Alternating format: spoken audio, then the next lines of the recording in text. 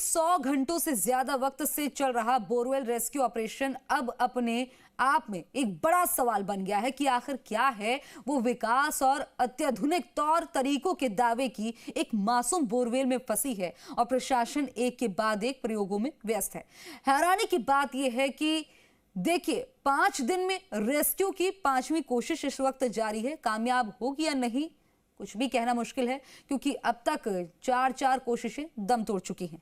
जिसके बाद सवाल यह है कि आखिर इस वक्त असल रेस्क्यू की जरूरत किसे है, मासूम चेतना को या फिर सिस्टम को। रिपोर्ट में देखिए।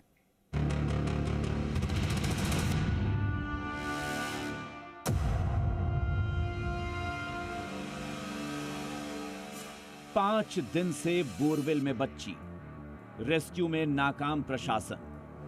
1-2 नहीं बल्कि 4 कोशिशें फेल। हर दिन एक नया प्लान।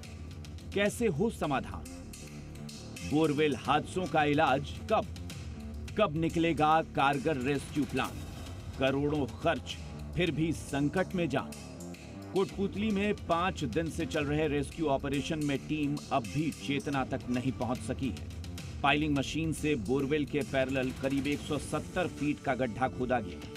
अब पाइपिंग का काम भी जारी है, लेकिन हैरानी इस बात की है कि यह प्रशासन की कोई पहली दूसरी नहीं बल्कि 5वीं कोशिश है। और इसका नतीजा क्या निकलेगा ये किसी को नहीं पता, क्योंकि बीते 5 दिन से जो तस्वीरें देखने को मिल रही हैं उससे कौन सी मशीन कब धोखा दे जाए, कब कौन सी रुकावट आ जाए, कहा नहीं जा सकता। आखिर ये कैसा रेस्क्यू है? बच्ची के रेस्क्यू से ज्यादा जरूरी तो अब सिस्टम का रेस्क्यू हो गया है कि कैसे एक हादसा और पूरा सिस्टम धराशायी। और सोचिए, रेस्क्यू का यह स्तर आपको शायद ही कहीं देखने को मिलेगा, जहां 150 फीट पर फंसी बच्ची को ऑक्सीजन देने के लिए घरेलू इस्तेमाल में आने वाले पानी के पाइप का इस्तेमाल किया जा रहा हो। ऐसे में आज सोच लीजिए कि रेस्क्यू कितना होगा और किसको असल में रेस्क्यू की जरूरत है। आजादी के इतने साल गुजर जाने के बाद भी सिस्टम ऐसा कमजोर और दिशाहीन कैसे हो सकता है? अक्सर बोरवेल के हादसों में एनडीआरएफ और एसडीआरएफ की टीमों को रेस्क्यू ऑपरेशन के रामबाण उपाय की तरह उतारा जाता है, लेकिन सच्चाई यही है कि ये टीमें आपदा प्रबंधन के लिए ट्रेंड होती हैं। इन्हें ऐसे हादसों के लिए कोई प्रशिक्षण ही नहीं होता।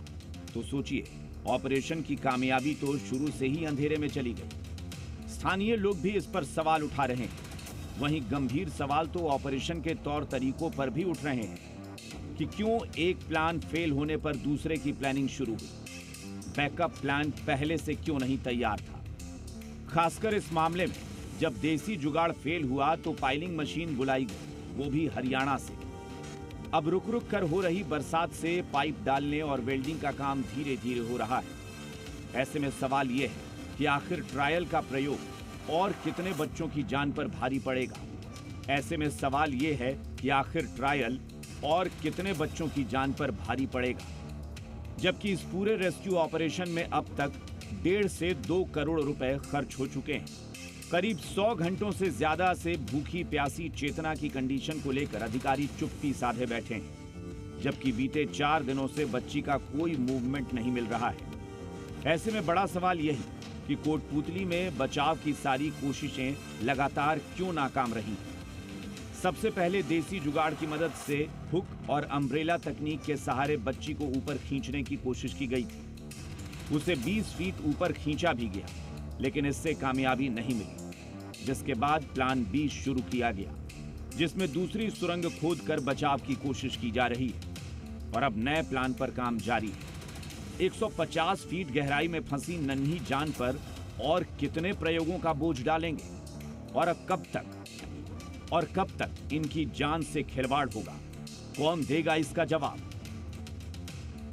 अमित यादव के साथ ब्यूरो रिपोर्ट, जी मीडिया।